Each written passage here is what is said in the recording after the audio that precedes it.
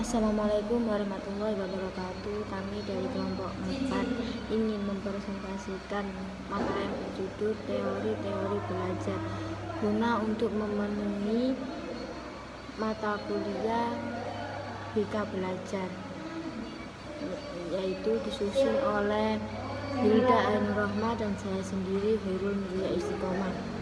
Yang pertama yaitu teori behavioristik. Ciri-ciri teori behavioristik: yang pertama, mementingkan faktor lingkungan. Yang kedua, mengutamakan unsur-unsur dan bagian kecil. Yang ketiga, mementingkan pembentukan reaksi atau respon. Yang keempat, menekankan pentingnya latihan. Yang kelima, mementingkan mekanisme belajar. Kelebihan teori behavioristik: yang pertama, teori behaviorisme cocok diterapkan untuk melatih anak yang masih membutuhkan dominasi peran orang dewasa lantaran suka mengulangi dan dibiasakan. Yang kedua, pembiasaan guru untuk belajar, bersikap jeli dan peka pada situasi dan kondisi belajar.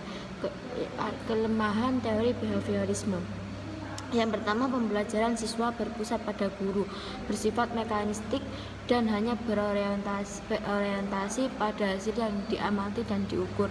Yang kedua, murid mendengarkan dengan tertib penjelasan guru dan menghafalkan apa yang didengar sebagai cara yang efektif. Teori belajar kognitif: seorang psikolog asal Swiss yaitu Jean Piaget mengembangkan teori kognitif, sehingga teori belajar kognitif disebut juga dengan teori belajar Piaget. Berkat teori dari Piaget terlahir perkembangan psikologi yang berpengaruh terhadap perkembangan konsep kecerdasan. Teori kognitif berbicara tentang manusia membangun kemampuan kognitifnya dengan motivasi yang dilakukan oleh diri sendiri terhadap lingkungannya. Kelebihan teori belajar kognitif: yang pertama, mewujudkan siswa untuk memahami materi belajar. Yang kedua, siswa menjadi mandiri dan lebih kreatif.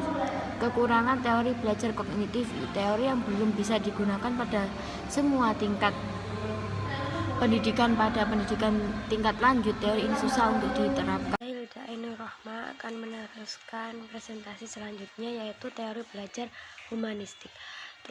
Teori belajar ini lebih cenderung melihat perkembangan pengetahuan dari sisi kepribadian manusia. Hal ini dikarenakan humanistik itu sendiri merupakan ilmu yang melihat segala sesuatu dari sisi kepribadian manusia.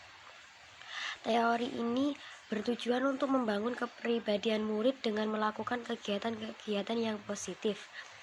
Kelebihan teori belajar humanistik yaitu tingkat keberhasilan atau indikator penilaian dari teori belajar ini adalah murid merasa senang dalam belajar dan terjadi perubahan terhadap tingkah laku dan pola pikir karena paksaan atau keinginan sendiri.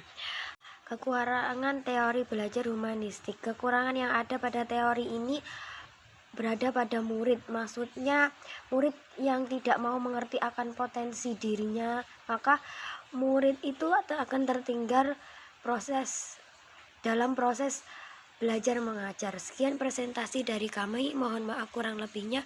Wassalamualaikum warahmatullahi wabarakatuh.